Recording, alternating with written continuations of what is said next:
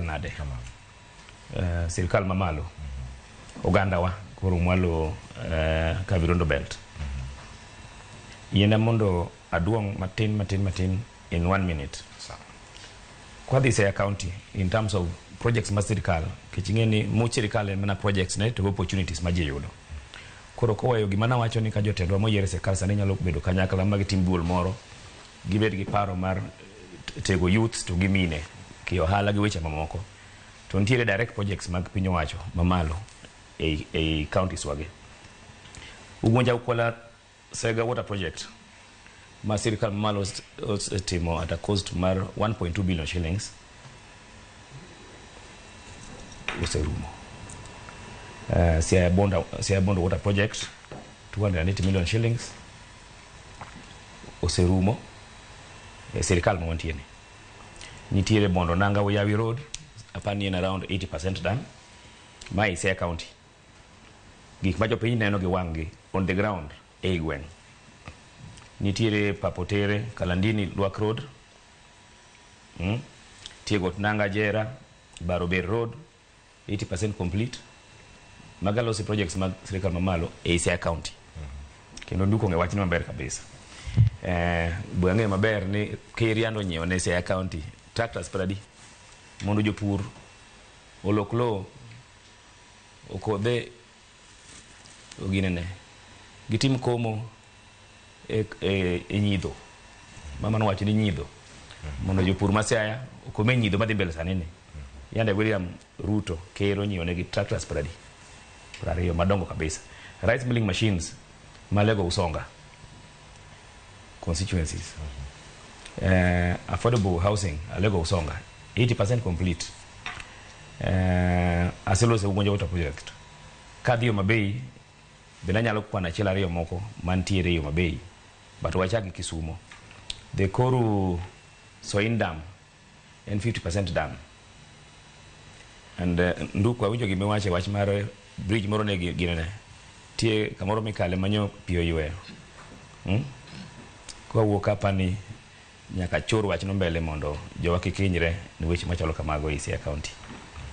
Kabonyo Fisheries and Agriculture Research Center and 50% done angeni floods beduka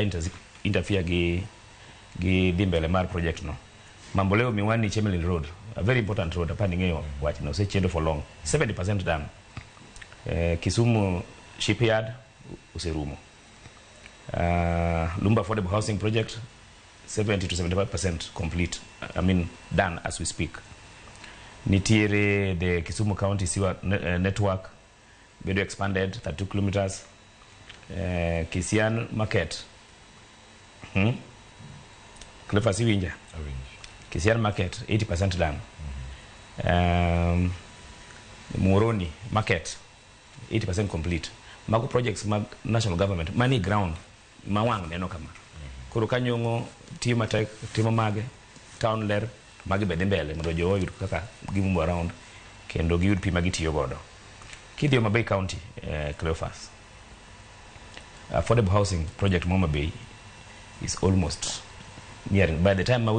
Ker William Ruto bro bedo Mabei Madaraka Day hapa ni nyakode kanyo mondo yawge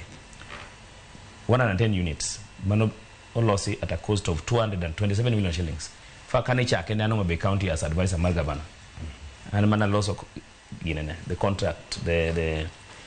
MOU manekind Mabei county government to the national government through NHC and mabero kan kendo kane gibedo signed and mana kete koka bine kaka wakili orumo Mfangano Island Ring Road ajam Mfangano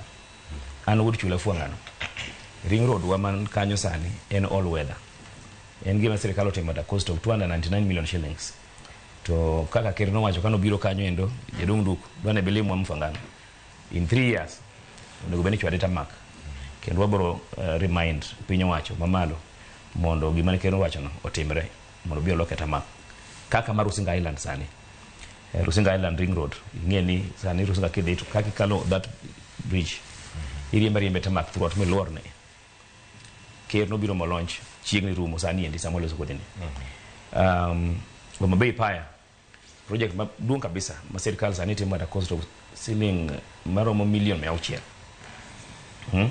Fish market ma Kogenga dibedo idhi yawe bende kaka irobiro Homa Bay oduong' kendo ber kabisa mondo jowa yud kaka rech ok kethre. To rech kaponi nitiere anyaka na medo kanyo bende fish landing sites, the landing sites mag rech moro dhi ger Wakula kocha sia kone mondo pane dhi ger Wichlum nam Wichlum Beach gikonyo jolupo mondo kik rech kethre. Mano nyiso ni koro nengo mar rech ok nyal gore piny auyaye. To Mbuya University nitiere hall migero sani mar admin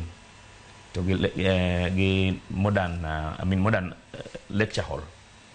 e cost mamalo kabisa mar 1.2 billion shillings en first to mana nekech sirkal mamalo to gi environment montie maber masane ni kod nyidho ni emikome to magi koro cham mawuok iwinja to be samolo kodi ni sani gero Homa Bay State Lodge Kisumu ni State Lodge donge tingini kamo gere State Lodge mano kama rais nyabire to ninde to adangisi ni much sirkal wuotho kama rais ntie kamora bara mobiro moyue kanyo much sirkal nyaka bede magik mowacho kanyo no mali timorega gin rights wayes to sama wendo machalo kamano wendo kato biro mana Siaya kato biro Homa Bay kato dhi Migori ni kato biro winam Kisumo kamo chopeno moninde ari adek nyaka weche moko lokre weche malokre gi ang'eni ayi nyime on ikono bene matimore county ma Migori kata kamano adhi mtulu mag winje kinde mabiro sani kama ntiere karka ang'eni to inu akili to kinde miwinjo ka iwacho ni uchumi mar piny Kenya dongo to japiny ok nene e ofuko mare gigi duto kata tim chiro gi duto kata ger e yo machal nade machop kata e okang' moro mamalo kata apeni gi duto ger e yo makare to apeni gi duto kosetieki to japiny mantiere kacha wacho ni ofuke onge gimoro en ang'a timore sani no ingeni projects gi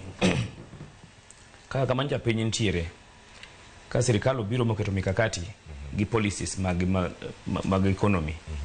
mondo achiel ariyo sud mbele to olos infrastructure be iloso nderni iketo fish markets ineno fish cooling plants iketo landing bays koket ka jopiny yudo yot mar dhi e chiro magi gik mancha onge koket nderni ji nyalo kalo ma ji dhi wuoth ji dhi timo ohala gi ineno koket yore ma yudhe gi mine nyalo yudo godo capital mar chako ohala gigi overtime bang' ndalo mamoko kotim gik machalo kama gi projects gi to gijibo yudo training, young people yudo training, yudo capital iwinjo wachono bang' ndalo mamoko nyaka pesa trickle down to the pockets mag ji okonyal samoro timre overnight but koseket policies maber ma inyalo neni policies go tiyo projects be nitiere ground ok nyal kawo ndalo mang'eny kapok pesa chako move around and of course ka sirkal bedo manage maber to gimiluongo ni pending bills, actually I mean county governments pending bills ma verified makare ordinarily kanyalore onego tem mondo chul mondo pesa timang'o o circulate nyaka mwalo at the base level ne jo ohala